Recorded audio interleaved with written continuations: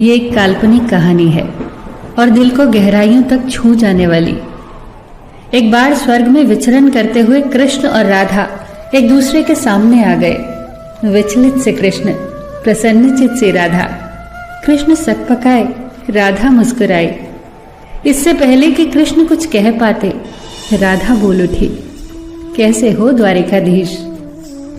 जो राधा उन्हें कान्हा कान्हा कहकर बुलाती थी, उसके मुख से द्वारिकाधीश का संबोधन कृष्ण को भीतर तक घायल कर गया। फिर भी किसी तरह अपने आप को संभाल लिया उन्होंने और बोले राधा से, मैं तुम्हारे लिए आज भी वही कान्हा हूं। तुम तो मुझे द्वारिकाधीश मत कहो। आओ बैठते हैं। कुछ मैं अपनी कहता हूं, कुछ तुम अपनी सुनाओ। सच कहूं राधा, जब जब भी तुम्हारी याद आती थी, इन आंखों से आंसुओं की बूंदें निकल आती थी। राधा बोली, मेरे साथ ऐसा कुछ नहीं हुआ। न तुम्हारी याद आई, न आंखों से आंसू बहा, क्योंकि हम कभी तुम्हें भूले ही कहाँ थे। जो तुम याद आते, इन आंखों में तो सदा तुम ही थे। कहीं आंसुओं के साथ निकल न जाओ, इसलिए रोते भी नहीं थे। कान्हा, प्रेम से अलग होने पर तुमने क्या खोया, इसका एक आईना दिखाऊं तुम्हें। कुछ कड़वे सच प्रश्न सुन पाओ तो सुनाऊं। कभी सोचा है इस तरक्की में तुम कितने पिछड़ गए। यमुना के मीठे पानी से जिंदगी की शुरुआत की और समुद्र के खारे पानी तक पहुंच गए। एक उंगली पर चलने वाले सुदर्शन चक्र पर भरोसा कर लिया और 10 उंगलियों पर चलने वाली बांसुरी को भूल गए। कान्हा, जब तुम प्रेम से जुड़े थे तो जो उंगली गोवर्धन पर्वत उठाकर लोगों को विनाश से बचाती थी, प्रेम से अलग होने पर वही उंगली क्या क्या रंग दिखाने लगी। सुदर्शन चक्र उठाकर विनाश के काम आने लगी। कान्हा और द्वारिकाधीश में क्या अंतर होता है बताऊं?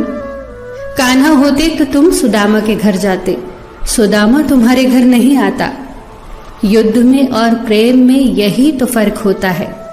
युद्ध में आप मिटाकर जीतते हैं और प्रेम में आप मिटकर जीतते हैं। कान्हा, प्रेम में डूबा हुआ इंसान दुखी तो रह सकता है, पर किसी को दुखी नहीं कर सकता। आप तो कई कलाओं के स्वामी हो, स्वप्न दूरदृष्टा हो, गीता जैसे ग्रंथ के दाता हो, पर आपने ये क्या निर्णय लिया? आपने अपनी पूरी सेना कौरवों को सौंप दी और अपने आप को पांडवों के साथ कर लिया। सेना तो आपकी प्रजा थी, राजा तो पालक होता है, उसका रक्षक होता है। आप जैसे महाज्ञानी उस रथ को चला रहे थे जिस पर बैठा अर्जुन आपकी प्रजा को ही मार रहा था। अपनी प्रजा को मरते देख आप में करुणा नहीं जगी, क्योंकि आप प्रेम से शून्य हो चुके थे।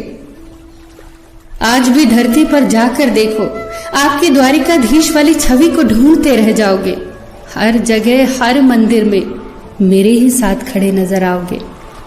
मैं जानती हूं कान्हा, लोग गीता के ज्ञान की बात करते हैं, उसके महत्व की बात करते हैं, पर धरती के लोग युद्ध वाले द्वारिकाधीश पर नहीं, प्रेम वाले कान्हा पर भरोसा करते हैं। गीता में मेरा दूर दूर तक नाम नहीं है, पर आज भी लोग उसके समापन पर राधे राधे कहते हैं। ये कहानी काल्पनिक जरूर है, पर इसके भीतर छिपी सीख बहुत महत्वपूर्ण है। श्री कृष्ण के पास कभी किसी प्रश्न का उत्तर ना हो, ऐसा तो हो ही नहीं सकता, परंतु राधा द्वारा लगाए गए प्रश्न चिन्हों पर कान्हा मौन रहे। यही तो है प्रेम में समर्पण का भाव। पराक्रम में हमें हर किसी को हराना होता है, तब भी हम जीत कर भी हार जाते हैं, परंतु प्रेम में एक ही कईयों का दिल जीत लेता है।